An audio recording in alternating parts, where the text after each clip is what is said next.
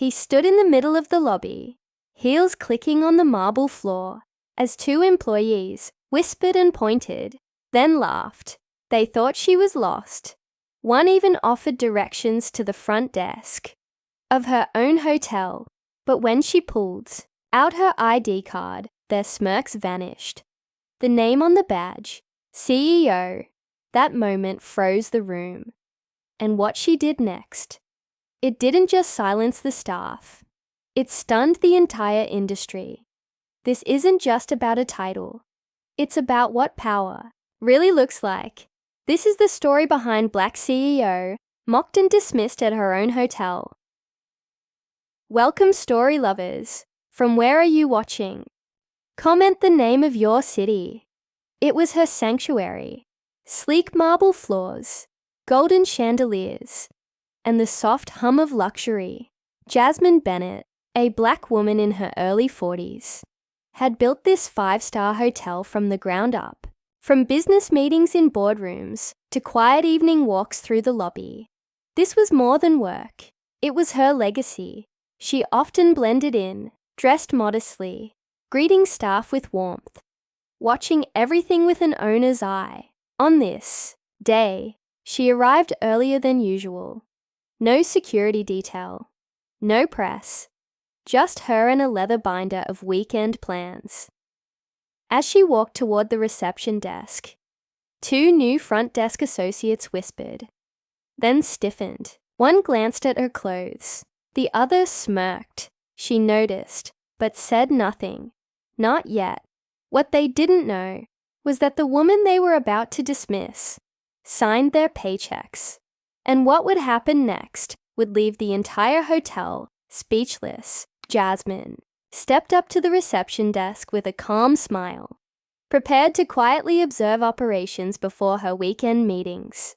But before she could speak, the younger receptionist raised a hand sharply. "Ma'am, guests aren't allowed behind this counter," he said, eyes narrowing. The second one chuckled under his breath. Jasmine opened her mouth to respond, but paused. They didn't recognize her, not as the owner, not even as someone worth respect. She politely asked for the manager. They exchanged glances. One rolled his eyes and leaned closer, whispering, "She probably wants a free upgrade." The other snorted, "You people are always trying something." Jasmine felt her stomach tighten, not because she hadn't heard it before, but because it was happening in her own building.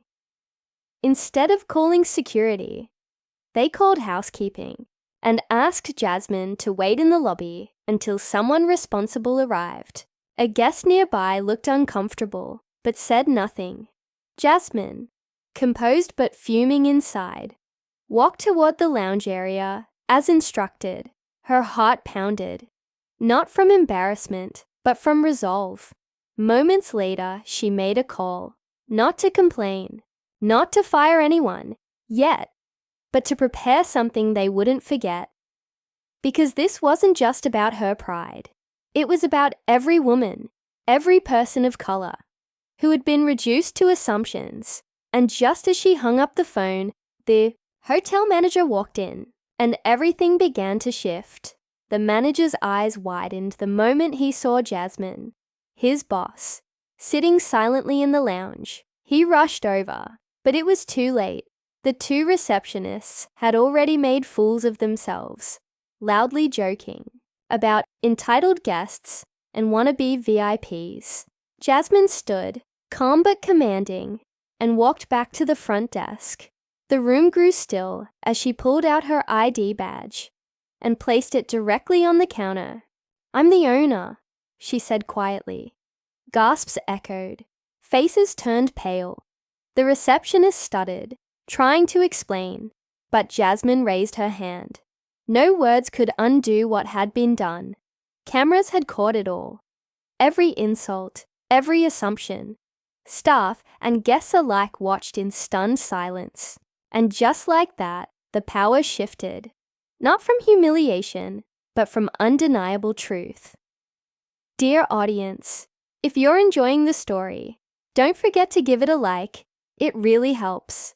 Thanks for watching. Subscribe to our channel for more powerful stories and reflections.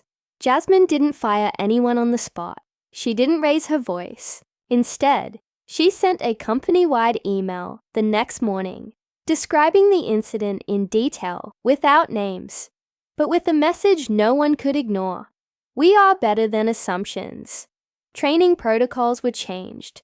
Accountability systems introduced, and company culture began to shift. But for Jasmine, it wasn't just about her hotel. It was about something deeper. How often Black excellence is dismissed until it wears a badge or carries a title. Her quiet strength echoed far beyond that lobby. She became a symbol of grace under fire. A reminder that dignity can't be handed out, but it can be taken back. And for those who watched it all unfold, they left with a question they couldn't forget.